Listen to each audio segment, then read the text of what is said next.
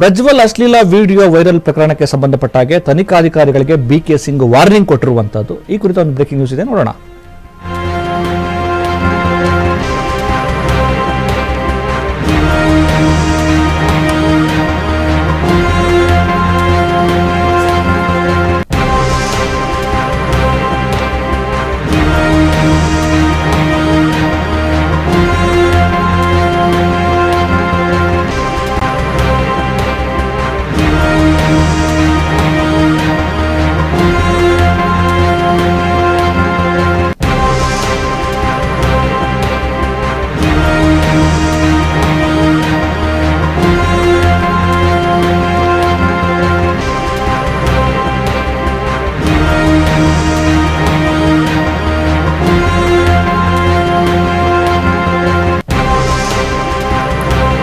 ಪ್ರಜ್ವಲ್ ಅಶ್ಲೀಲ video viral ಪ್ರಕರಣಕ್ಕೆ ಸಂಬಂಧಪಟ್ಟ ಹಾಗೆ ತನಿಖಾಧಿಕಾರಿಗಳಿಗೆ ಬಿಕೆ ಸಿಂಗ್ ವಾರ್ನಿಂಗ್ ಕೊಟ್ಟಿರುವಂತದ್ದು. ಎಸ್ಐಟಿಯ ಮುಖ್ಯಸ್ಥರಾಗಿರುವಂತಹ ಬಿಕೆ ಸಿಂಗ್ ಅಧಿಕಾರಿಗಳಿಗೆ ವಾರ್ನಿಂಗ್ ಕೊಟ್ಟಿದ್ದಾರೆ. ತನಿಖಾ ಮಾಹಿತಿ ಸೋರಿಕೆಯಾಗದಂತೆ ಖಡಕ್ ಸೂಚನೆಯನ್ನ ಬಿಕೆ ಸಿಂಗ್ ಕೊಟ್ಟಿದ್ದಾರೆ. ವಿಚಾರಣೆಯ ನಂತರ ಮಾಹಿತಿ ಸೋರಿಕೆ ಹಿನ್ನೆಲೆ ವಿಚಾರಣೆಯ ಸಂದರ್ಭದಲ್ಲಿ ತನಿಖಾ ಹಂತದಲ್ಲಿರುವಂತಹ ಮಾಹಿತಿಗಳನ್ನ ಅಧಿಕಾರಿಗಳು ಅಂದ್ರೆ ಈ ಎಸ್ಐಟಿಲಿರುವಂತಹ ಅಧಿಕಾರಿಗಳು ಈ ತನಿಖಾ ಮಾಹಿತಿಯನ್ನ ಯಾರೊಂದಿಗೂ ಹಂಚಿಕೊಳ್ಳಬಾರದು. ತಂಡಗಳು ಯಾರೊಂದಿಗೂ ಈ ಮಾಹಿತಿಯನ್ನ ಶೇರ್ ಮಾಡ್ಕೊಳ್ಬಾರದು. ಒಂದು ವೇಳೆ ಆ ರೀತಿ ಮಾಡಿದ್ರೆ ಏನು ಕಠಿಣ ಕ್ರಮ ತೆಗೆದುಕೊಳ್ಳಲಾಗುತ್ತೆ ಅಂತೇಳಿ ಬಿಕೆ ಸಿಂಗ್ ಎಚ್ಚರಿಕೆ ಕೊಟ್ಟಿದ್ದಾರೆ. ಪ್ರಕರಣದ ಸಂಬಂಧ 6 ತಂಡಗಳ ಕಾರ್ಯಾಚರಣೆ ಈಗಾಗಲೇ ಮಾಡಿರುವಂತದ್ದು. ಒಂದು ತಂಡದ ಜೊತೆ ಮತ್ತೊಂದು ತಂಡ ಚರ್ಚಿಸುವಂತಿಲ್ಲ. ಎಲ್ಲಾ ಮಾಹಿತಿಯನ್ನ ಮುಖ್ಯಸ್ಥರ ಗಮನಕ್ಕೆ ತರಬೇಕು ಅಂತೇಳಿ ಎಸ್ಐಟಿ ಮುಖ್ಯಸ್ಥರು ಖಡಕ್ ಸೂಚನೆಯನ್ನ ಎಸ್ಐಟಿಯ ಎಲ್ಲ ಅಧಿಕಾರಿಗಳಿಗೆ ಕೊಟ್ಟಿರುವಂತಹದ್ದು. ಎಸ್ಐಟಿಯ ಪ್ರಕರಣ ದಿನೇ ಬೇರೆ ಬೇರೆ ಸ್ವರೂಪವನ್ನ ಪಡೆದುಕೊಳ್ತಾ ಇದೆ. ಈ ಒಂದು ಪ್ರಕರಣದಲ್ಲಿ ಭಾಗಿಯಾಗಿರುವವರನ್ನ ಕೆಡ್ಡಕ್ಕೆ ಕೆಡವಲು ಎಲ್ಲ ರೀತಿಯ ಪ್ರಯತ್ನವನ್ನ ತನಿಖೆಯನ್ನ ತೀವ್ರ ಸ್ವರೂಪದಲ್ಲಿ ಎಸ್ಐಟಿ ಮಾಡ್ತಾ ಇದೆ. ಇಂತಹ ಸಂದರ್ಭದಲ್ಲಿ ಎಸ್ಐಟಿಯಲ್ಲಿರುವಂತಹ ಅಧಿಕಾರಿಗಳ ತಂಡ ಯಾವುದೇ ಮಾಹಿತಿಯನ್ನ ಶೇರ್ ಮಾಡ್ಕೋಬಾರ್ದು. ಪ್ರತಿಯೊಂದು ವಿಚಾರವನ್ನು ಕೂಡ ಎಸ್ಐಟಿ ತಂಡದ ಮುಖ್ಯಸ್ಥರ ಗಮನಕ್ಕೆ ತರಬೇಕು ಅಂತೇಳಿ ಬಿಕೆ ಸಿಂಗ್ ಖಡಕ್ ಸೂಚನೆ ಕೊಟ್ಟಿದ್ದಾರೆ.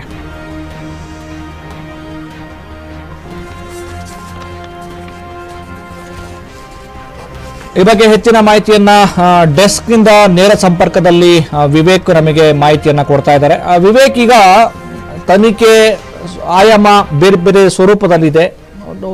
ಬೇರೆ ಬೇರೆ ತನಿಖೆಯ ಹಂತದಲ್ಲಿ ಯಾರೆಲ್ಲ ಭಾಗಿಯಾಗಿದ್ದಾರೆ ಅವ್ರನ್ನೆಲ್ಲ ಬಂಧಿಸುವಂತಹ ವಿಚಾರಣೆಗೊಳಪಡಿಸುವಂತಹ ಕೆಲಸವನ್ನ ಎಸ್ಐಟಿ ತೀವ್ರ ಸ್ವರೂಪದಲ್ಲಿ ಮಾಡ್ತಿರುವಂತದ್ದು. ಇಂತಹ ಸಂದರ್ಭದಲ್ಲಿ ಏನು ಎಸ್ಐಟಿಯ ಮುಖ್ಯಸ್ಥರಾಗಿರುವಂತಹ ಬಿಕೆ ಸಿಂಗ್ ಅಧಿಕಾರಿಗಳಿಗೆ ಒಂದು ಖಡಕ್ ಸೂಚನೆ ಕೊಟ್ಟಿದ್ದಾರೆ. ತನಿಖೆಯ ಹಂತದಲ್ಲಿರುವ ಮಾಹಿತಿಯನ್ನ ಯಾರು ಕೂಡ ಬೇರೊಬ್ಬರೊಂದಿಗೆ ಹಂಚಿಕೊಳ್ಳಬಾರದು ಅಂತ. ಯಾಕೆ ಈ ತರದ್ದು ಪ್ರಶ್ನೆ ಬಂತು? ಈ ರೀತಿಯ ಸ್ಟೇಟ್ಮೆಂಟ್ ಅನ್ನ, ಈ ರೀತಿಯ ವಾರ್ನಿಂಗ್ ಅನ್ನ ಕೊಡುವುದರ ಹಿಂದಿನ ಉದ್ದೇಶ ಏನಾಗಿತ್ತು ಅಂತ?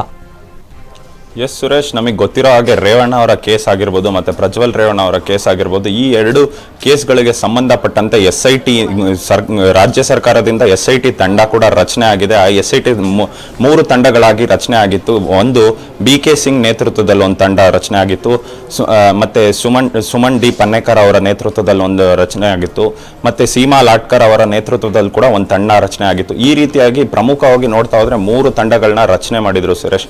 ಈ 3 ತಂಡಗಳು ಏನಿತ್ತು, ಪ್ರಜ್ವಲ್ ರೇವಣ್ಣ ಅವರಾಗಿರ್ಬೋದು, ರೇವಣ್ಣ ಅವರ ಕೇಸ್ಗೆ ತನಿಖೆ ಮಾಡುವುದಾಗಿರ್ಬೋದು, ಮತ್ತೆ ಅದಕ್ಕೆ ಸಂಬಂಧಪಟ್ಟಂತ ದಾಖಲೆಗಳು ಪಡೆಯೋದಾಗಿರ್ಬೋದು, ಮತ್ತೆ ಸ್ಥಳ ಮಾಜರ್ ಮಾಡುವುದಾಗಿರ್ಬೋದು, ಸಂತ್ರಸ್ತೆಯ ಒಂದು ದಾಖಲಾತಿಗಳು ಪಡೆಯೋದು, ಮತ್ತೆ ಅವರ ಸ್ಟೇಟ್ಮೆಂಟ್ ಅನ್ನ ಒಂದು ಪಡೆಯೋದು, ಈ ರೀತಿಯಾಗಿ ತನಿಖಾ ತಂಡ ಕೆಲಸ ಮಾಡ್ತಿತ್ತು ಸುರೇಶ್. ಮತ್ತು ನೋಡ್ತಾ ಹೋದ್ರೆ ಮೊನ್ನೆ ಅಷ್ಟೇ ಒಂದು ವಾರದ ಹಿಂದೆ ಎಸ್ಐಟಿ ತನಿಖಾ ತಂಡಕ್ಕೆ ಮತ್ತು 6 ಜನನ್ನ ಅಡಿಷನಲ್ ಆಗಿ ಕೂಡ ಆಡ್ ಮಾಡಿದ್ದಾರೆ ಸುರೇಶ್. ಮತ್ತು ಈ ಬಾರಿ ಏನಿದೆ, ಈಗ ಮುಂಚೆ 3 ತಂಡಗಳು ಇತ್ತು, ಈಗ 6 ತಂಡಗಳು ಆಗಿದೆ. ಮತ್ತೆ ಆ 6 ತಂಡಗಳು ಏನಿದೆ, ಒಬ್ಬರಿಂದ ಇನ್ನೊಬ್ಬ ತಂಡಕ್ಕೆ ಮಾಹಿತಿಗಳನ್ನು ಎಕ್ಸ್ಚೇಂಜ್ ಆಗಬಾರ್ದು ಅಂತ ಈ ರೀತಿಯಾಗಿ ಕೂಡ ಖಡಕ್ ಸೂಚನೆ ಕೊಟ್ಟಿದ್ದಾರೆ ಬಿಕೆ ಸಿಂಗ್ ಅವರು. ಈ ತಂಡದಲ್ಲಿ ಯಾವ್ಯಾವ ರೀತಿ ಮಾಹಿತಿ ಇತ್ತು ಆ ಮಾಹಿತಿ ಕೂಡ ಹೊರಗೆ ಸೋರಿಕೆ ಆಗ್ತಿರೋದು ಬಿಕೆ ಸಿಂಗ್ ಅವರ ಗಮನಕ್ಕೆ ಕೂಡ ಬಂದಿದೆ. ಆ ನಿಟ್ಟಿನಲ್ಲಿ ನೋಡ್ತಾ ಹೋದ್ರೆ ಬಿಕೆ ಸಿಂಗ್ ಅವರು ಕೂಡ ಒಂದು ಖಡಕ್ ಸೂಚನೆ ಕೊಟ್ಟಿದ್ದಾರೆ ಅವರ ಆಫೀಸರ್ಗಳಿಗೆ. ಈಗ ಬಿಕೆ ಸಿಂಗ್ ಅವರು ಈ ರೀತಿಯ, ಯಾಕಂದ್ರೆ ತನಿಖಾ ಎಸ್ಐಟಿಯ ಮುಖ್ಯಸ್ಥರಾಗಿರ್ತಾರೆ, ಎಲ್ಲ ವಿಚಾರವೂ ಕೂಡ ಅವರ ಗಮನಕ್ಕೆ ಬರಬೇಕಾಗತ್ತೆ. ಇಡೀ ತಂಡ ಏನೆಲ್ಲ ಮಾಡ್ತಾ ಇರತ್ತೆ, ಯಾವ ರೀತಿ ತನಿಖೆಯನ್ನ ನಡೆಸ್ತಾ ಇರತ್ತೆ, ತನಿಖೆಯ ಸ್ವರೂಪ ಹೇಗಿರುತ್ತೆ ಅನ್ನೋದರ ಎಲ್ಲ ಅಪ್ಡೇಟ್ಸ್ BK ಸಿಂಗ್ ಅವ್ರಿಗೆ ಇರುತ್ತೆ. ಈ ರೀತಿಯ ಸೂಚನೆಯನ್ನ ಕೊಡ್ತಾರೆ ಅಂತಂದ್ರೆ ಎಲ್ಲೋ ಒಂದು ಕಡೆ ಈ ತಂಡಗಳಲ್ಲಿನ ಈ ಮಾಹಿತಿ, ತನಿಖೆ ನಡೆಸುವಂತಹ ಸ್ವರೂಪ ಮತ್ತು ತನಿಖೆಯ ಎಲ್ಲ ಸಾಕ್ಷ್ಯಾಧಾರಗಳ ವಿಚಾರಗಳು ಎಲ್ಲಾದ್ರೂ ರಾಜಕಾರಣಿಗಳಿಗೆ ಅಥವಾ ಬೇರೆಯವರಿಗೆ ಸೋರಿಕೆ ಆಗ್ತಿದೆ ಅನ್ನುವಂತ ಅನುಮಾನ ಏನಾದ್ರೂ ಬಂದಿದ್ಯಾ, ಅಥವಾ ಈ ಒಂದು ಅಧಿಕಾರಿಗಳ ಮೇಲೆ ರಾಜಕಾರಣಿಗಳ ಒತ್ತಡ ಏನಾದ್ರೂ ಜಾಸ್ತಿ ಆಗಿದೆಯಾ ಅನ್ನುವಂಥದ್ದು? ಎಸ್ ಸುರೇಶ್, ನಮಗೆ ಗೊತ್ತಿರೋ ಹಾಗೆ ಈಗಾಗಲೇ ರಾಜ್ಯದಲ್ಲಿ ಕಾಂಗ್ರೆಸ್ ಸರ್ಕಾರ ಇರುವುದು ಮತ್ತು NDA ರಚನೆ ಕೂಡ ಆಗಿದೆ. ಈ NDA ಅಭ್ಯರ್ಥಿ ಕೂಡ ಆಗಿರ್ತಾರೆ ಪ್ರಜ್ವಲ್ ರೇವಣ್ಣ. ಈ ನಿಟ್ಟಿನಲ್ಲಿ ನೋಡ್ತಾ ಹೋದ್ರೆ ಒಂದು ಕಾಂಗ್ರೆಸ್ ಅವರಿಗೂ ಕೂಡ ಒಂದು ದೊಡ್ಡ ತಲೆನೋವು ಆಗಿದೆ. ಹಾಗಾಗಿ ಒಂದು ಸ್ಟ್ರಾಂಗ್ ರೀತಿಯಾಗಿ ಇದೊಂದು ಯಾವುದೇ ರೀತಿಯ ದಾಖಲೆಗಳು ಪಡೆಯೋದಾಗಿರ್ಬೋದು, ಎವಿಡೆನ್ಸ್ಗಳು ಕಲೆಕ್ಟ್ ಮಾಡೋದಾಗಿರ್ಬೋದು, ಈ ಎಲ್ಲ ಕೂಡ ಒಂದು ಸ್ಟ್ರಾಂಗ್ ಆಗಿ ಇರಬೇಕು. ಈ ಕೇಸ್ ಒಂದು ನಿಟ್ಟಿನಲ್ಲಿ ಸ್ಟ್ಯಾಂಡ್ ಆಗಬೇಕು ಅನ್ನೋ ರೀತಿಯಲ್ಲಿ ನೋಡಿ, ಹಾಗಾಗಿ ಒಂದು ದೊಡ್ಡ ಮಟ್ಟದಲ್ಲೇ ರಾಜ್ಯ ಸರ್ಕಾರ ಕೂಡ SIT ತನಿಖಾ ತಂಡ ರಚನೆ ಮಾಡುತ್ತೆ. ಆ SIT ತನಿಖಾ ತಂಡದ ಮೇಲೆ ಕೂಡ ನಂಬಿಕೆ ಇಲ್ಲ ನಮಗೆ ಅಂತ ಕೂಡ ವಿರೋಧ ಪಕ್ಷದ ನಾಯಕರೇನಿದ್ದಾರೆ ಅವ್ರು ಕೂಡ ದೊಡ್ಡ ಮಟ್ಟದಲ್ಲೇ ದಿನೇ ವಾಗ್ದಾಳಿ ಕೂಡ ನಡೆಸ್ತಿದ್ದಾರೆ. ಮತ್ತು ಮೊನ್ನೆ ಅಷ್ಟೇ ನಾವು ನೋಡಿದ್ವಿ JDS ನ ಕಾರ್ಯಕರ್ತರಾಗಿರ್ಬೋದು, ಬೇರೆ ಬೇರೆ ಕಾರ್ಯಕರ್ತರಾಗಿರ್ಬೋದು, ಅವರು ಕೂಡ ಒಂದು ದೊಡ್ಡ ಮಟ್ಟದಲ್ಲೇ ಟೈರ್ ಬೆಂಕಿ ಹಾಕೋದಾಗಿರ್ಬೋದು, ಈ ರೀತಿಯಾಗಿ ಬೇರೆ ಬೇರೆ ರೀತಿಯ ಪ್ರತಿಭಟನೆಗಳ ಕೂಡ ನಡೆಸಿದ್ರು.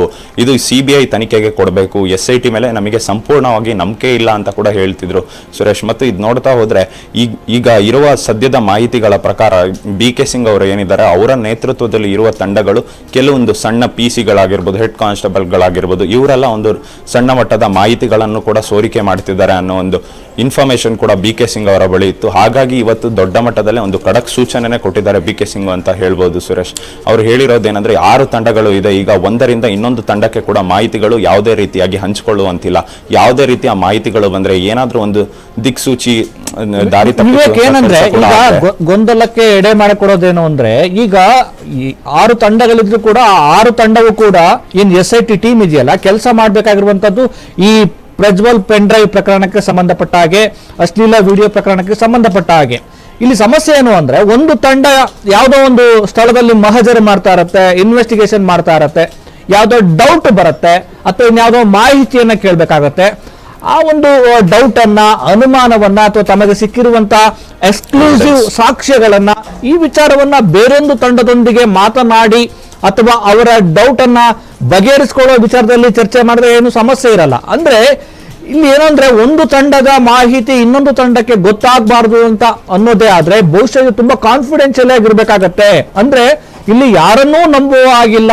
ಅಂದ್ರೆ ಪ್ರತಿಯೊಂದು ಒಂದು ತಂಡದ ವಿಚಾರ ಅದು ಒಂದು ತಂಡಕ್ಕಷ್ಟೇ ಗೊತ್ತಿರಬೇಕು ಅನ್ನುವಂಥದ್ದು ಆಗಿರ್ಬೇಕು ಅಂತ ಅನ್ನೋ ಉದ್ದೇಶ ನೋಡೋದಾದ್ರೆ, ಇದು ಅಂದ್ರೆ SIT ತುಂಬಾ ಡೀಪ್ ಆಗಿ ಎಲ್ಲಿಯೂ ಕೂಡ ಮಾಹಿತಿಗಳನ್ನ ಸೋರಿಕೆ ಮಾಡದ ಹಾಗೆ ಒಂದು ನಿಷ್ಪಕ್ಷಪಾತವಾದ ತನಿಖೆಯನ್ನ ನಡೆಸಬೇಕು ಅನ್ನೋ ಉದ್ದೇಶ ಮೇಲ್ನೋಟಕ್ಕೆ ಕಣ್ಣಂಗೆ ಕಾಣುತ್ತೆ ಅಲ್ವಾ ವಿವೇಕ್?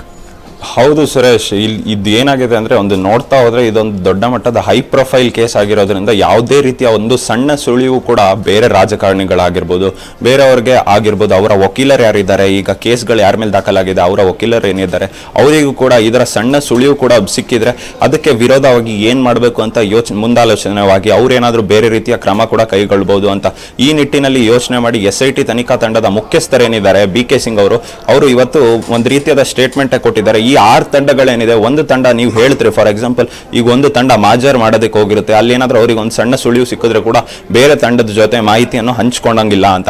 ಅದು ಯಾಕೆ ಆ ನಿಟ್ಟಿನಲ್ಲಿ ಹೇಳಿದ್ದಾರೆ ಅಂದ್ರೆ, ಈಗ ಬೇರೆ ತಂಡಕ್ಕೆ ಆ ಮಾಹಿತಿ ಹೋಗುವ ಸಂದರ್ಭದಲ್ಲಿ ಯಾರಾದ್ರೂ ಫೋನ್ ಟ್ಯಾಪಿಂಗ್ ಮಾಡೋದಾಗಿರ್ಬೋದು, ಬೇರೆ ರೀತಿಯಾಗಿ ಅವರು ಅಥವಾ ಆ ತನಿಖಾ ತಂಡಕ್ಕೆ ಸಿಕ್ಕಿರುವಂತಹ ಮಾಹಿತಿಯನ್ನು ಸೋರಿಕೆ ಮಾಡೋದಾಗಿರ್ಬೋದು, ಈ ನಿಟ್ಟಿನಲ್ಲಿ ಯಾವುದೇ ರೀತಿಯಾಗಿ ಹೊರಗೆ ಇನ್ಫಾರ್ಮೇಶನ್ ಪಾಸ್ ಆಗುವ ಸಾಧ್ಯತೆಗಳು ಇದೆ ಅಂತಾನೆ ಹೇಳಿ BK ಸಿಂಗ್ ಅವರು ಏನೇ ಇದ್ರು ಯಾವುದೇ ತಂಡಕ್ಕಾಗ್ಲಿ ಮಾಹಿತಿ ಸಿಕ್ಕಿದ್ರೆ ಅವರು ಬೇರೆ ತಂಡದ ಜೊತೆ ಚರ್ಚೆ ಮಾಡುವಂತಿಲ್ಲ, ನೇರವಾಗಿ ಬಂದು ಮುಖ್ಯಸ್ಥರು ಯಾರಿದ್ದಾರೆ ಅವ್ರ ಜೊತೆ ಮಾತ್ರ ಚರ್ಚೆಯನ್ನು ನಡೆಸಬೇಕು ಅಂತ ಒಂದು ಖಡಕ್ ಸೂಚನೆ ಕೊಟ್ಟಿದ್ದಾರೆ. ಧನ್ಯವಾದ ವಿವೇಕ್ ನಿಮ್ಮೆಲ್ಲ ಮಾಹಿತಿಗೆ.